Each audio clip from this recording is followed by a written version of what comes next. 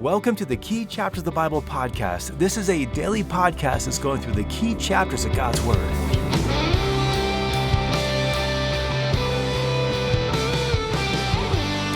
The study of Ezekiel's temple is one of the most exciting topics in the entire Bible because as we begin to understand what these chapters are saying, and when we understand that there are people trying to build this temple right now, you begin to realize that the temple might be built in our lifetime. And so, welcome to the Key Chapters podcast. Today we're finishing up our study of the book of Ezekiel. We're going to be looking at the temple that Ezekiel describes in chapters 40 to 48. Now, I've been privileged to be a part of a couple of church construction projects, and I've seen some architectural designs where there's just thick rolls of designs, all kinds of pages, all kinds of sheets dedicated to all kinds of things. You'll have entire pages dedicated just to the shape and size of curbs, or where the electrical boxes are located, or how the light spills into the parking lot. And so when you look at these architectural plans and you're trying to show them to somebody else, you tend not to get bogged down in the details unless they needed to know them. But if you're just explaining what you're looking at, you say things like, hey, here's the nursery, and it's got a sink and a counter space and a bathroom off to the side. You explain it like that. You don't say, here's the nursery. It's 14 by 16 foot with a 25.5-inch counter depth and a 16-inch sink. I mean, you could say those things, but you usually don't. And so, although these chapters in Ezekiel have a ton of construction-like details, I want to just try to explain these chapters in a more of a high-level overview, and I hope that this time together will help you see the beauty and the wonder of the temple, which is going to be built one day in Israel. And so if you have a Bible handy, let's start with a quick review of chapter 40, and then we're going to go on to chapter 41. Yesterday, we gave an overview of the temple complex. It's going to be a large walled complex that will be 875 feet by 875 feet wide and long. There will be a wall around it that's 10.5 feet tall. If you were going to the temple complex, you would have gone through a gate, either the northern gate or the southern gate. These gates would have been huge. They'd be 105 feet tall, 43 feet wide. They'd be buildings that would contain gates within them through which you would pass. Once you went through the gate, you would then come to a large open court. Within that large court is a smaller inner court that was also surrounded by a wall with gates that were the same size and design as the gates that you just went through. And so then you'd walk 175 feet through the open court to the next set of gates. You'd go through them, and then you'd climb up 10 stairs to a wide porch in front of the temple. Okay, so now that was a review of chapter 40. Now let's go on to chapter 41. If you have your Bibles open, in verses 1 and 2, you've got a porch here, and this porch is going to be 19 feet wide, and at the top of it are two giant pillars, and each of these pillars, they're huge. They're 10 feet wide each. Now, if you're going to the temple, you're going to walk through these pillars to two beautiful doors, and they have cherubim and palm trees carved into them. And then you go through that doorway there, into a long room that's 70 feet long by 35 feet wide. Now, the NAS calls this room the nave. The NIV calls this the outer sanctuary. Now, if you remember the tabernacle, this first area was called the holy place, and there was also a second place called the Holy of Holies. But here, it's not either. It's just an open sanctuary area. Now, if you were standing in this sanctuary and looked around, you would see that the walls have carved into them beautiful images of cherubs and palm trees. Again, there is still the second room, though, and Ezekiel can see into it through the doorway, which he says in verse 3, that doorway is 7 cubits wide, or a little over 12 feet wide. But he's looking in, and in the holy place, Ezekiel's not going to go there. And so in verses 3 and 4, the bronze angel guide goes into the most holy place, and he calls out the measurements, which are 20 cubits by 20 cubits, or 35 feet by 35 feet. In other words, a cube.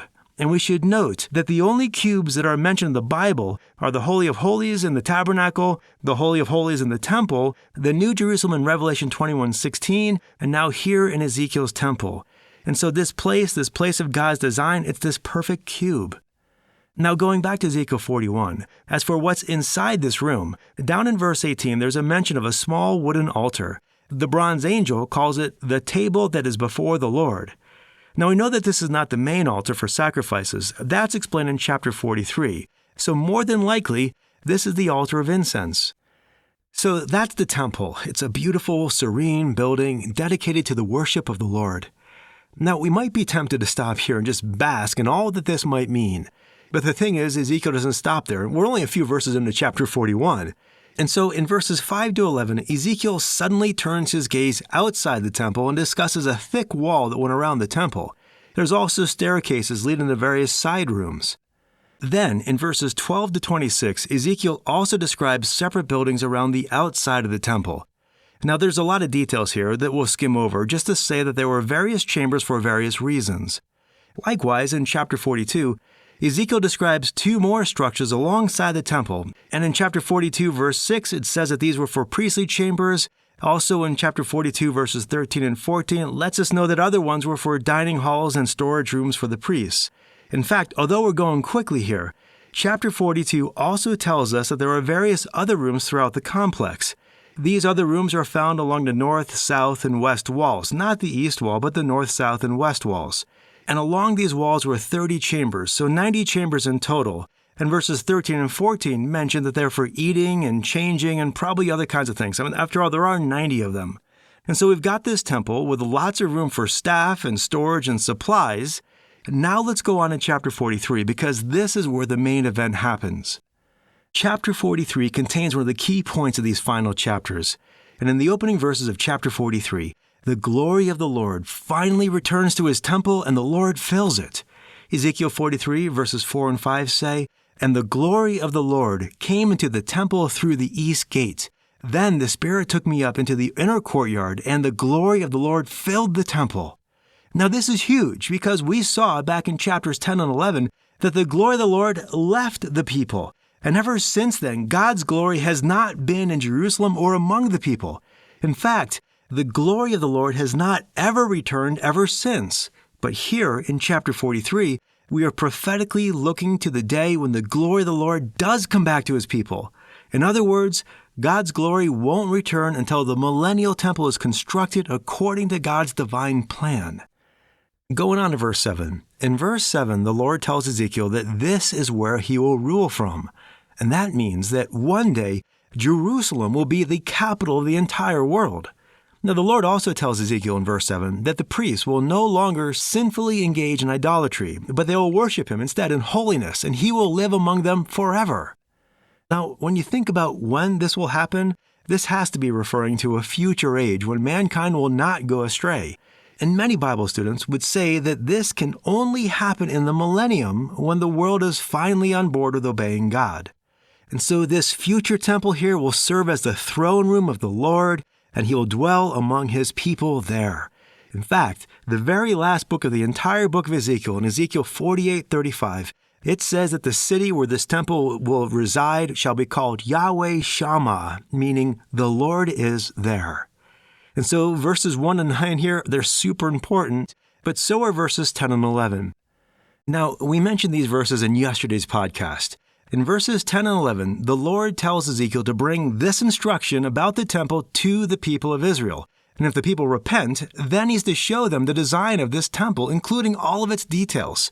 And notice what verse 11 says. It's specifically so that they may, it says, observe the whole design and all its statutes and do them. Now, we mentioned this yesterday. All of these details aren't some symbolic description of the temple. These are specific plans for the people to follow. God doesn't intend for these passages to be obeyed figuratively, and neither should we.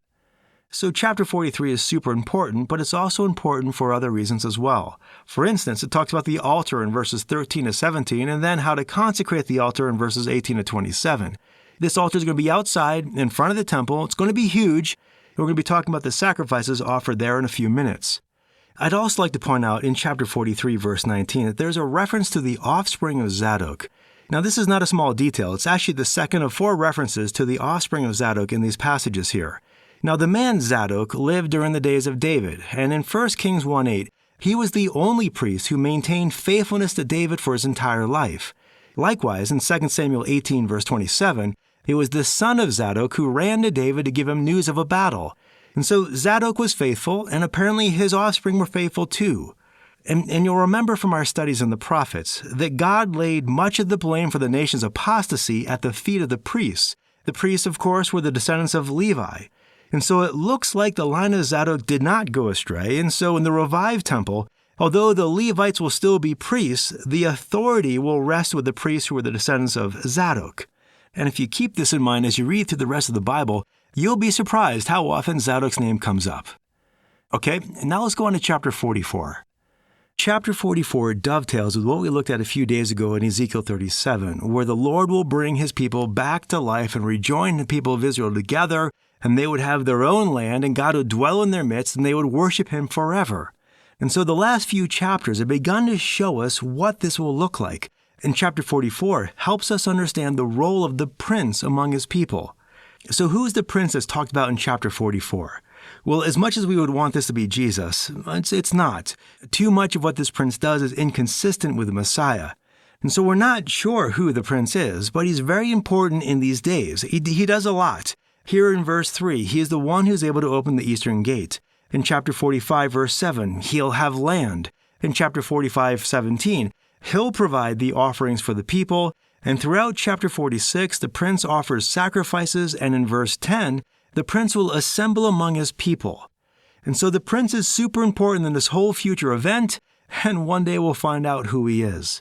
And we don't have time to keep on waiting around trying to figure that out, so let's now go on to chapter 45. Chapter 45 continues this discussion of the temple, but now the focus is on where it's to be put. Now, without getting bogged down in the details, there's a lot of debate about where this temple should be placed. But nearly everyone I came across recognizes that it should be placed somewhere on the Temple Mount, pretty much where the Dome of the Rock now stands. Now, there are other people who have their ideas, and for good reason. And so, no matter what, Jeremiah 3:17 says that Jerusalem is called the throne of the Lord. And so wherever this temple is going to be built, wherever chapter 45 is intending for it to go, it will be located within the city of Jerusalem. Okay, now skimming along to chapter 46. Chapter 46 is helpful because in verses 19 to 24, we learn that each corner of the temple has small courtyards that house kitchens, and these kitchens are for the preparations of the sacrifices for the people to eat. Now you might remember that in certain kinds of offerings, like peace offerings, the worshiper would present a sacrifice to the Lord and then go and eat it together with his family, the priests, and things like that. It was a beautiful picture of fellowship with God and one another. And so in this temple here, God's people will once again enjoy peace with him and one another. Now going on to chapter 47, and I know we're going quick, and I kind of apologize, but we got to get through this material. Chapter 47 tells us an important feature that we might overlook. And this is that there is a river flowing from the temple going east to the Jordan River. Although there's no river there now, when the Lord returns, there's going to be a massive earthquake, and it's commonly believed that from that earthquake, a spring will then open on up, and you'll have this river flowing from this place. And you see this earthquake mentioned in Zechariah 14:4, where it says that the Mount of Olives will be split in middle from east to west by a very large valley, so that half the mountains will move towards the north, and the other half will move towards the south. And so from that earthquake will come a river flowing from the temple of God. Now, going back to Ezekiel 47, in verses 7 and 12, this river will be flanked by trees, and these trees will be a source of abundant sustenance for the people of the kingdom. Likewise, these trees will provide medicinal healing for the people. Now, speaking of the people of the kingdom, in chapters 47 and 48, Ezekiel also discusses the allocation of the land for the 12 tribes, or we should say the reallocation of the land. And this section here helps us see that Ezekiel's vision is intended to discuss some future time, because the land was already allocated for the tribes during Ezekiel's days. And even if it was occupied by Babylon, it wasn't that long ago, and there are still residents living there. Yet in Ezekiel's vision, the land allocation was needed again, and the allocation is much different than that of Joshua. For one thing, it won't be determined by lot. Likewise, it won't be kind of like a globular layout based on geographical landmarks, but rather it's going to be linear with parallel borders, and the allocation is going to form something like the layers of a cake, starting with the tribe of Dan at the top, then going all the way down to the tribe of Gad at the bottom. And within this land allocation, you see that the people will have peace and they'll dwell with each other in harmony. Now, one more thing to point out before we wrap up. The very last verse of this book here, in chapter 48, verse 35, Ezekiel summarizes all of this saying, "This city shall be 18,000 cubits round about, and the name of the city from that day shall be, the Lord is there, that Yahweh Shammah. God will dwell among his people in this place, and all of the world will stream to him." So that's our study on Ezekiel's temple. I know it was quick, and I know we covered a lot. If you want to know more about this temple, I highly recommend a book called Messiah's Coming Temple. It's by John Schmidt and Carl Laney. It's super helpful in working through all the nitty-gritty details of this great topic. Now, before we go, you might have a couple questions, like, when does this take place? Well, in a week and a half, we're going to be looking at Daniel chapter 9. And in Daniel 9:27, it says that the Antichrist will make a covenant for 1 week, and halfway through, he will put a stop to sacrifices and grain offerings. A similar point is also made in Daniel 11:31 and 12:11. And so that means that when the Antichrist arrives on the scene at the beginning of the tribulation, some kind of Jewish temple will be fully functional and operating. And so I believe a temple will be built before Christ returns. But it's also clear that the full expression of these prophecies about the temple can only exist in the Messianic age, in the Millennium. For instance, Ezekiel 43:7 says that the house of Israel will never defile the Lord's name again. Now, these may be great people, but that can only happen in the millennial age. Or that there's this tree that has leaves that will not wither and that provide healing for the nations. That seems to be talking about something in the future also. Or even in Micah 4:2, it says that the Messiah will teach his people from the temple. And although this was partially fulfilled in Jesus' first coming, the context of Micah 4 shows us that this will be at the end of the ages when the nations stream to the house of the Lord, and that's obviously not happened yet. And so it sure seems like the Jewish people will eventually succeed in building a temple. But as I mentioned yesterday, they're currently looking to build a hybrid temple. And once that's made, it's pretty much only a matter of time before the Antichrist puts a stop to the sacrifices, and 3.5 years later, the Lord returns either to rehab the existing temple or make a new one that matches Ezekiel's vision. Finally, another key question that people often ask about the temple is, how can there be sacrifices in this temple? Now, this question certainly poses some challenges, though the biggest challenges may not be self-evident. For one thing, many Jewish scholars have noted that Ezekiel's temple is missing key implements such as the bronze laver, the table of showbread, the candlestick, the veil, the ark. Those are all pretty important things under the Mosaic system of worship. And so when they ask, how can there be sacrifices in this temple, sometimes they're really meaning, well, how do we do these sacrifices? Under what form will we be doing them? Now, for us as New Covenant believers, we know from Hebrews 9 and 10 that Jesus' one sacrifice atoned for our sins. And yet these passages here are clear that there are going to be sacrifices in this temple. So how? Well, I believe we can provide the following answers to this question. 1, I think a Jewish temple will be built before Jesus returns. They plan to model it after this temple, so the Jews will offer actual sacrifices in a temple that fits this pattern. And that right there will fulfill much of this vision here. But 2, when you think about the Old Testament sacrifices, they weren't actually effective in and of themselves. They were only effective because they look forward to the cross. In the same way, these sacrifices in this temple are memorial, but they'll be looking back to the cross. And 3rd, although Hebrews 9 and 10 show us that there is no longer any sacrifice for sin because of Jesus' death on our behalf on the cross, in Acts 21, verse 26, Paul makes a vow offering and a sacrifice. Now, that sacrifice was okay because he wasn't seeking to atone for his sin. And so, in a similar way, it seems that it's possible to make sacrifices of worship as long as we understand that our access to the Lord is through Christ alone. And so those are some possible answers. No matter what, one day the Lord will return and he's going to explain how all this works. So as we wrap up our time in the book of Ezekiel, it's clear that the temple and the reign of Christ are the focal point of human history, and all people will one day bow before him. Let's look forward to that day. And that wraps up Ezekiel. Now let's head on to Daniel, another tough book that will blow our minds. So thanks for listening. I hope you have a great rest of your day. And until tomorrow, God bless. Hey there, this is Russ again. While I still have you, I wanted to mention something that I haven't brought up for a while, but might be helpful as you and your church start looking towards a fall ministry calendar. Around this time, lots of churches start thinking about what they want to do for their fall ministry season. Things like what Bible studies to go through, what Sunday school classes to teach. And perhaps my book on Genesis might be something worth considering. It takes the Genesis podcast episodes and converts them into book form with group study questions. It's roughly 200 pages, has 22 lessons. Each lesson includes the full text of that chapter from Genesis, then my own commentary, plus 10 to 15 discussion questions that include little exercises like circling key words, drawing lines of connection, even filling in a couple maps. It's a meaty study guide. Just a few weeks ago, someone was telling me how their group uses it and they love it, but it is definitely not the kind of homework you can just start in the afternoon that your group is meeting. The work requires time, thought, and effort, but it's worth it. And so I've heard some great feedback from several groups that have used the book and have either left reviews on Amazon or reached out to me personally, and how it just has helped them understand the book of Genesis and even the entire Bible. And so the book is called The Key Chapters of Genesis. You can find it on Amazon under my name, Russ Brewer. You can also get a free copy of it on the YouVersion Bible app under the reading section, but it's really hard to find and it's really hard to use. But if you spend the time and effort looking for it, you can find it and get a free copy of it to see if it might work for you.